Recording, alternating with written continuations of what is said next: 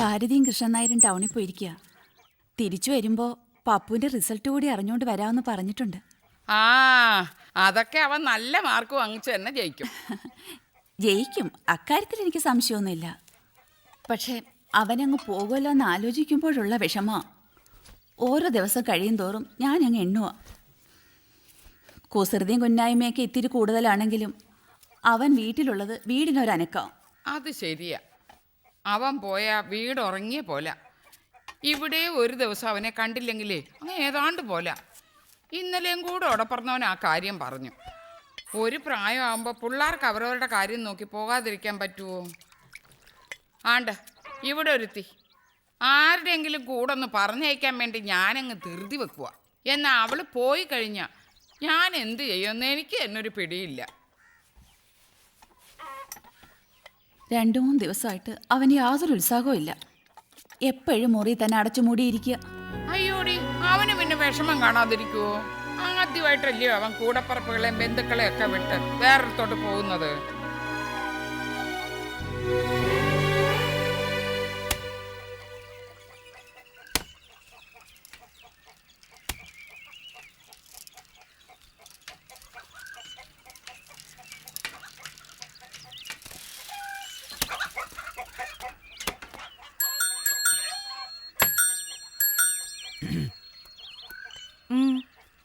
ഈ ആഴ്ചത്തെ വാരികയുണ്ടോ?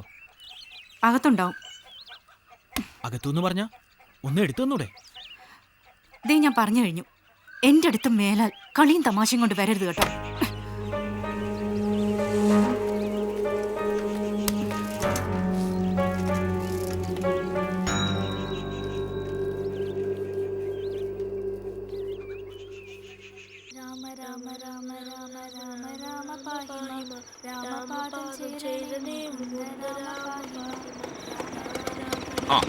വീടെത്തി.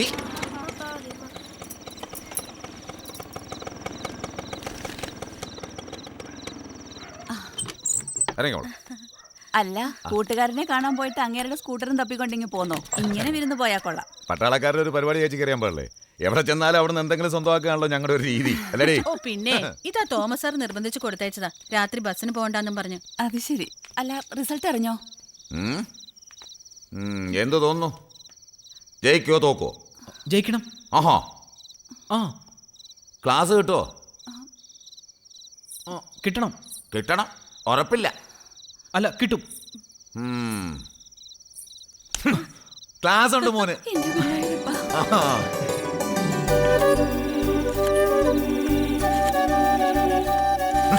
ട്രെങ്കോള് ബുക്ക് ചെയ്യാൻ പോവാ. കണ്ടോ കണ്ടോ, ചേട്ടനെ വിവരം അറിയിക്കാനുള്ള ചേച്ചിയുടെ ആ ധൃതി കണ്ടോ? എന്താ വലിയ പുച്ഛം? അതെ. ഓ, വലിയ ചിരി കണ്ടില്ലേ? ആൺകുട്ടികളാ ഫസ്റ്റ് ക്ലാസ് വാങ്ങിച്ച് ജയിക്കുന്നേ, നീ എവിടെ ഇരുന്നോ? അല്ല, കഴിഞ്ഞ പരീക്ഷയ്ക്ക് എത്ര മാർക്കാ കിട്ടിയിരുന്നേ? പറ മോനെ. ഇപ്പൊ എവിടെ പോയി വാചകം ഒന്നാക്കും? കണക്കിനൊഴിച്ച് ബാക്കി എല്ലാത്തിനും ജയിച്ചല്ലോ. കണക്കിന്റെ കാര്യം കൂടെ ഒന്ന് പറഞ്ഞാട്ടെ സർ. ധൈര്യമായിട്ട് പറഞ്ഞ. എന്താ മിണ്ടാത്തത്? എത്ര മാർക്കുണ്ട് കണക്കിന്?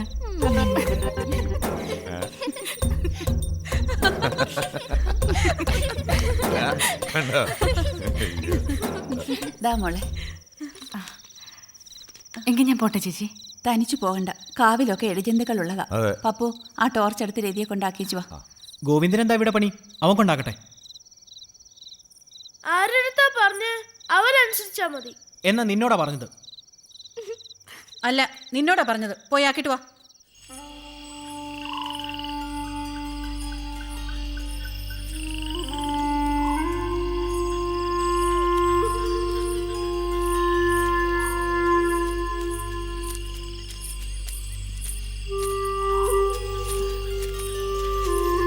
ഇങ്ങോട്ട് ലൈറ്റ് അടിക്കൂ. പപ്പു, എനിക്ക് വെളിച്ചം കാണണ്ടേ? ഒന്ന് ഇങ്ങോട്ട് ലൈറ്റ് അടിക്കാൻ. വരൂ. നിങ്ങൾ തന്നെ വെച്ചോളൂ. അത് വേണ്ട, എനിക്കും കൂടെ വെട്ടം കാണിച്ചു തന്നാ മതി. വേണ്ട, ദേ നിങ്ങൾ ഈ ടോർച്ച് പിടിക്കൂ. നിങ്ങൾക്ക് നിങ്ങളുടെ വഴി, എനിക്ക് എൻ്റെ വഴി. പപ്പു, അതല്ലേ രാവിലെ പറഞ്ഞേ? അല്ല. അതെ. അല്ല പപ്പു, പപ്പുവിന്റെ പോക്ക് ശരിയല്ലെന്ന് കണ്ടിട്ട് ഞാനത് പറഞ്ഞു തരികയായിരുന്നു. ഒന്നുമല്ല, പിന്നെ നിങ്ങൾക്ക് എന്നെ ഇഷ്ടമല്ല. എന്ന് ഞാൻ പറഞ്ഞോ? എന്ന് ഞാൻ പറഞ്ഞായിരുന്നോ പപ്പു?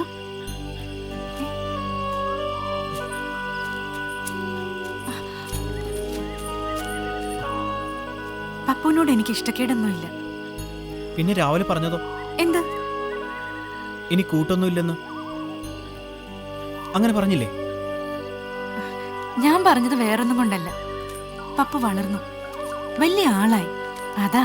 അതുകൊണ്ട് നമ്മൾ തമ്മിൽ പിണങ്ങണമെന്നാണോ? അങ്ങനെയാണോ? സാരമില്ല, നമ്മൾ പിണങ്ങണ്ട. എന്നും നല്ല കൂട്ടായിട്ടിരിക്കാം. വാ.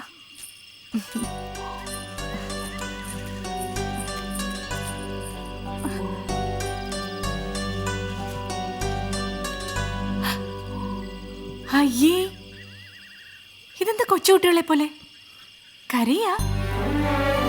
പപ്പു,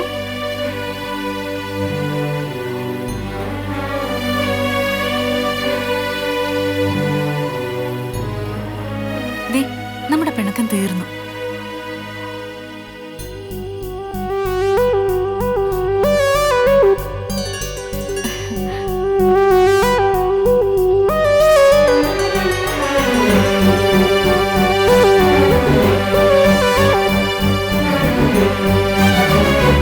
ഇവിടെ പപ്പു. എന്തോ? ശരി ശരി. എന്താമേ? വരട്ടെ. ഉം.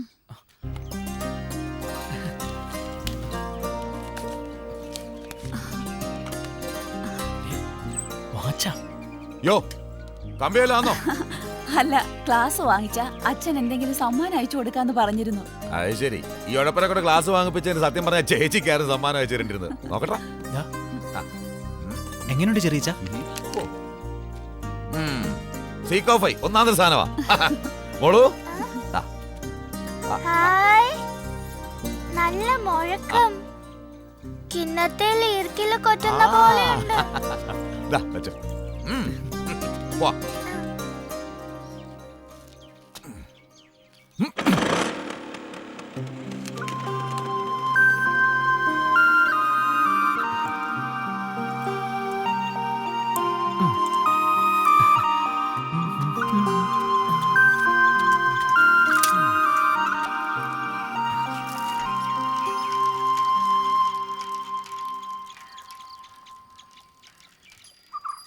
ഒച്ചിറക്കളി കാണാൻ കൊണ്ടുപോക ഓടുകാളെ ഒച്ചിറക്കളി. അമ്പാനെ എങ്ങോട്ടാ വാണം വിട്ട പോലെ? പുതിയ വാച്ച് കണ്ടോ? അച്ഛന്റെ സമ്മാനാ. കണ്ടേ? ദേ, അല്ല, ഇവൻ സാമാന്യ ഐശ്വര്യമുള്ളവനാണല്ലോ. കണ്ണു വെക്കാതെ കൊച്ചുമണി. അമ്പാനെ, ഇപ്പൊ സമയം എന്തായി? 10 മണി കഴിഞ്ഞ് 30 മിനിറ്റ്. ആ, ശരിയാ. അപ്പൊ ചെല്ലേ, കൊണ്ടുവന്ന് കാണിക്ക്. പിന്നെ അന്നത്തെ ആ വശ്യ ഏറ്റിട്ടുണ്ട്. പക്ഷേ അമ്പാൻ അതിനുള്ള യോഗ ഇല്ലെന്ന് മാത്രം. യോഗ ഉള്ളവൻ അവിടെ എത്തിയിട്ടുണ്ട്. മനസ്സിലായില്ലേ? പെണ്ണ് കാണാനേ. ആ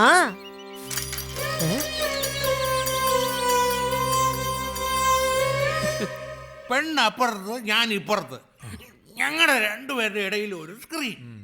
എനിക്ക് പെണ്ണിന്റെ കാല് മാത്രം കാണാം. പെണ്ണ് കാണാൻ ചെന്നാൽ ഞാൻ കയ്യടാതായി പോയി. പെണ്ണിന്റെ അമ്മാവനാണെങ്കിൽ ഉഗ്ര പ്രതാപശാലി. പെണ്ണിനെ നേരിട്ട് കാണണമെന്ന് അന്ന് എനിക്ക് പറയാൻ പറ്റുമോ? പെണ്ണിന്റെ ഒരു അവയവം കാണിച്ചു തരാമെന്ന് അമ്മാവൻ. അതിൽ നിന്നും പെണ്ണിന്റെ സൗന്ദര്യം നമ്മൾ മനസ്സിലാക്കിക്കോണം പോലും. പെണ്ണിന്റെ ഏത് അവയവം കാണണമെന്ന് അമ്മാവൻ ചോദിച്ചു. ഞാനിങ്ങനെ നിന്നൊന്ന് ആലോചിച്ചു.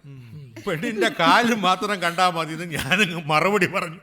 കാരണം ശ്രീരാമൻ സീതയെ കാണാൻ ചെന്നപ്പോൾ ദശരഥൻ ഇതുപോലൊരു ചോദ്യം ചോദിച്ചു. അന്ന് ശ്രീരാമൻ പറഞ്ഞ കാര്യം രാമായണത്തിലുണ്ട്, സീതയുടെ കാല് കണ്ടാൽ മതി. അതൊക്കെ ഞാൻ പെണ്ണ് കാണാൻ പോയ അന്തക്കാലം. ഇന്നിപ്പോൾ അത് ഇതുമൊക്കെ പറഞ്ഞുകൊണ്ടിരുന്നാൽ നിങ്ങൾ സമ്മതിക്കുമോ? ആ, രതിയെ വേണമെങ്കിൽ ഞാൻ ഇപ്പോൾ വിളിക്കാം. ആ, അയ്യോ, ഇത് രതിയല്ല കേട്ടോ, അടുത്ത വീട്ടിലെ കൊച്ചനാ. ഈ വാ മോനെ. ഉടനെ എഞ്ചിനീയറിങ്ങിന് പോകാനിരിക്കുവാ. നല്ല കൊച്ചനാ, നാണം കുടിയാണെന്നേ ഉള്ളൂ.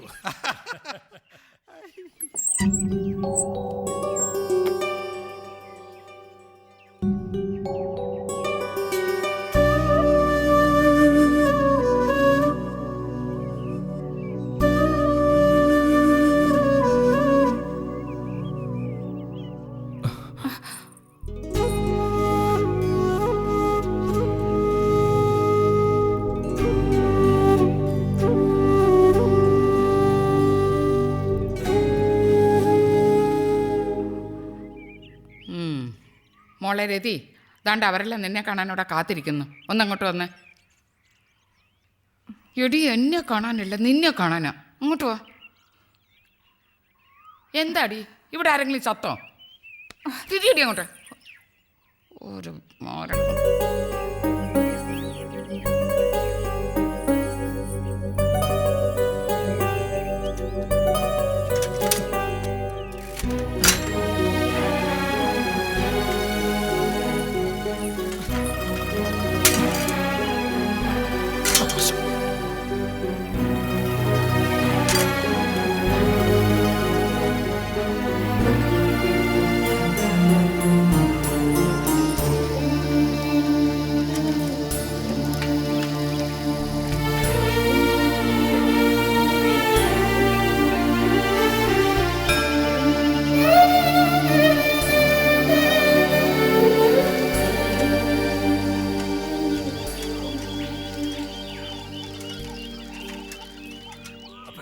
ഓ ശരി ശരി, ഞങ്ങൾ ഇറങ്ങാം. പിന്നെ അങ്ങനെ ആവട്ടെ.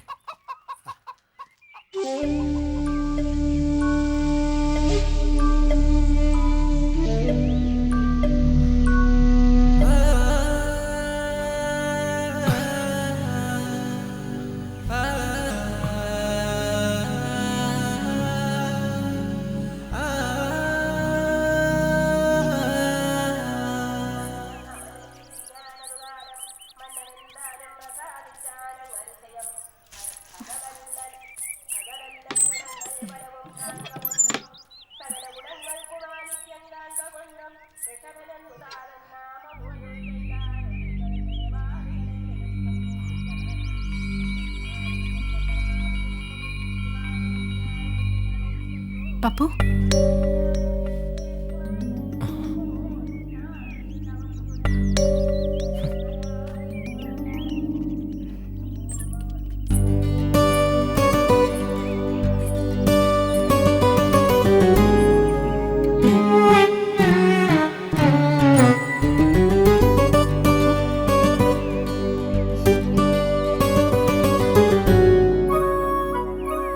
അവര് കാണാൻ വന്നേന് പപ്പു എന്തിനാ എന്നോട് പിണങ്ങുന്നേ? ഞാനല്ലല്ലോ അതിന് ഉത്തരവാദി. അല്ലെങ്കിൽ പിന്നെ എന്തിനാ അയാളുടെ മുമ്പിൽ പോയത്? പോയിന്ന് വെച്ച് ഇനിയിപ്പോ കല്യാണം, അത് കഴിഞ്ഞും ചോദിക്കാലോ ഞാനാണോ ഉത്തരവാദി എന്ന്.